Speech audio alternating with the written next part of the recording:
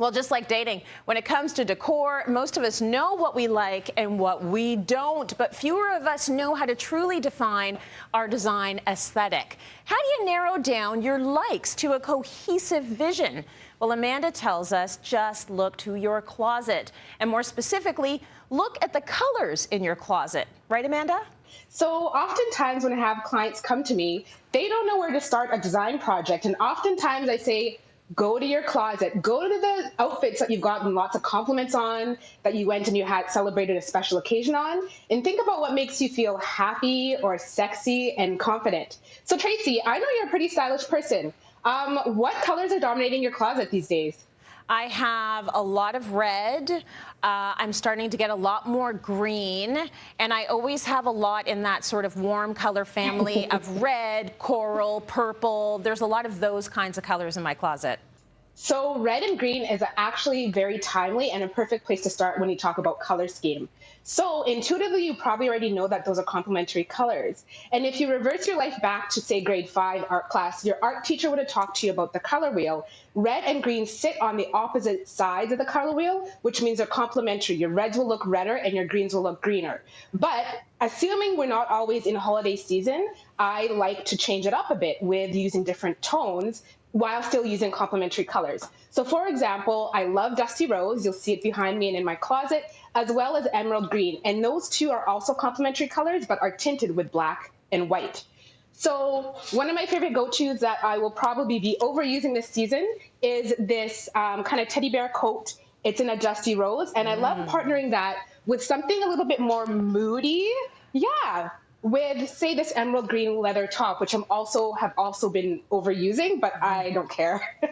So those are complementary color schemes because they work. And I love how that also transmits into, say, how you do interior design. So you'll see that reflected in the artwork, as well as the accent wall, that emerald green, and my headboard.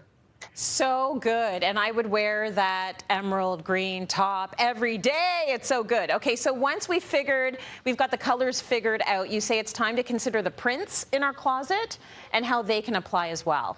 Yes, prints are your friend. And I consider myself a maximalist, which means that more is more. But I have to deal with clients who are minimalists. And I say, don't be afraid of prints. There's a way to do it whether or not you love a lot of movement and playfulness, or if you like to keep it simple. So what would you classify yourself as when it comes to print play? Are you a print-on-print type of girl, or do you like to keep it simple?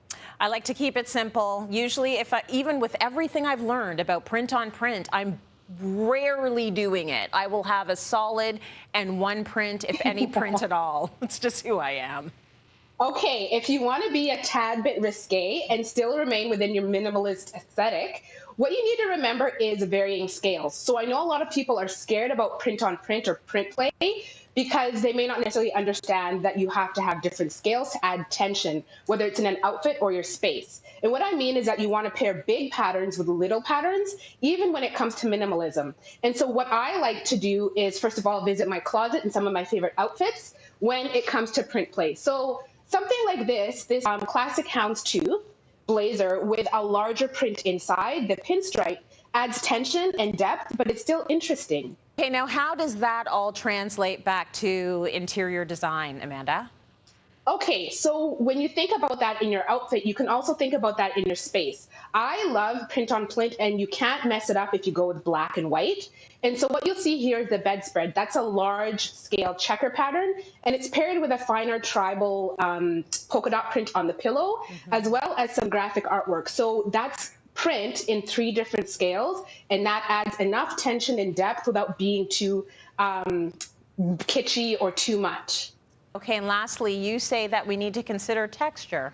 For those of my clients who are just not about print because it's too much, I say fine, bring some more depth in with different textures. If we're not going for graphic patterns, we can still add a textile and 3D experience by using different textures. What's really prevalent in fashion that translates really well are something like your leathers, your lace, or faux fur. They do different things with light. So leather will transmit light because they're like, say, a patent leather.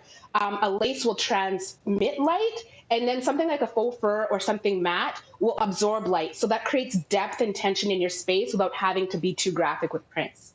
Well, I like combining something like this outfit here. So it's a lace mint top paired with these leather. Again, I'm a fan of this leather moment we're having, emerald green leather. And so you're adding, some playfulness, some transparency with some sheen, and then you're starting to get some really good visual interest. And that also translates into how you compare accessories. And again, going back to, say, the metals, you have the velvet there with the pillows. You have, there's a fringe leather pillow over there too. So you're just adding movement in a different way that kind of makes you want to just touch and feel and engage with the space a little bit more.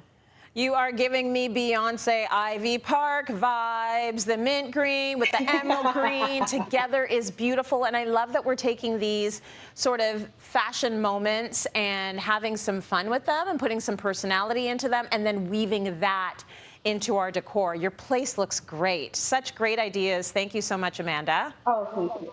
Big welcome to you. Welcome to the Cityline family. We love having you here.